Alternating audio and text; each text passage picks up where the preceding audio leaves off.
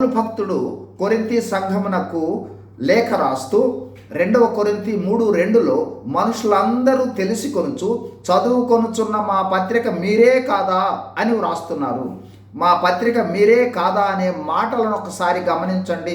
పౌలు భక్తుడు కొరింథీ సంఘమునకు సువార్త ప్రకటించిన తరువాత సంఘానికి మా పత్రిక మీరే కాదా అని ప్రశంసిస్తున్నారు. ఈ మాటకు అర్థము కొరింథీయుల జీవితాలు సువార్తను, క్రీస్తు ప్రభుని, సువార్త శక్తిని బహిరంగంగా ప్రదర్శిస్తున్నట్లుగా చూడవచ్చు. ఇంకొక విధంగా వారే సువార్తగా ఉన్నట్లుగా గమనించవచ్చు. ఈ వాక్యమును బట్టి క్రైస్తవులమైన మన జీవితాలను ప్రజలు సువార్తను చదివినట్లుగా చదువుతారని గ్రహించాలి. అదేవిధంగా రక్షింపబడిన క్రైస్తవులమైన మనము జీవించు జీవితం ద్వారా రక్షణ సువార్త వెల్లడి కావాలి అంటే మనమే సువార్తగా ఉండాలి. అలా సువార్త కేంద్రీకృత జీవితాన్ని గడుపుట అంటే మన మాటల ద్వారా కానీ మరియు క్రియల ద్వారా సువార్త వ్యక్తపరచబడాలి.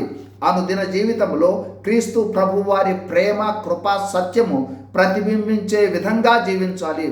అంటే మనము ఒక వైపున సువార్తను ప్రకటన చేయాలి, మరొక వైపు ఆ సువార్త ద్వారా రక్షణలోనికి వచ్చిన మనము రూపాంతర అనుభవంలోనికి వచ్చి క్రీస్తు ప్రభువుని పోలి జీవించే ప్రామాణిక జీవితము కలిగి ఉండాలి.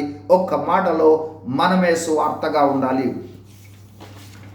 బిల్లీ గ్రహం గారు తన సందేశంలో సువార్తలు 5గా అభివర్ణించారు. మత్తయి సువార్త, మార్కు సువార్త, లూకా సువార్త, యోహాను సువార్త.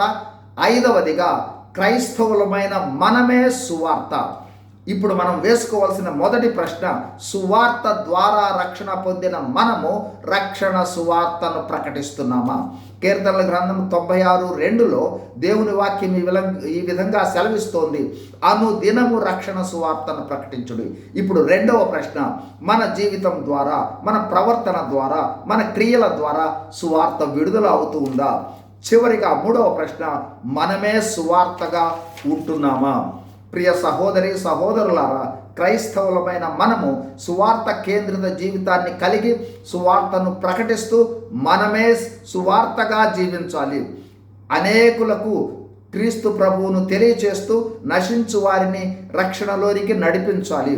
సువార్తను ప్రకటిస్తూ సువార్త వెలుగును మన జీవితాల ద్వారా ప్రకాశింపచేస్తూ జీవించే జీవితము దేవుడు మనకు దయచేయునుగాక. God bless you. Thank you.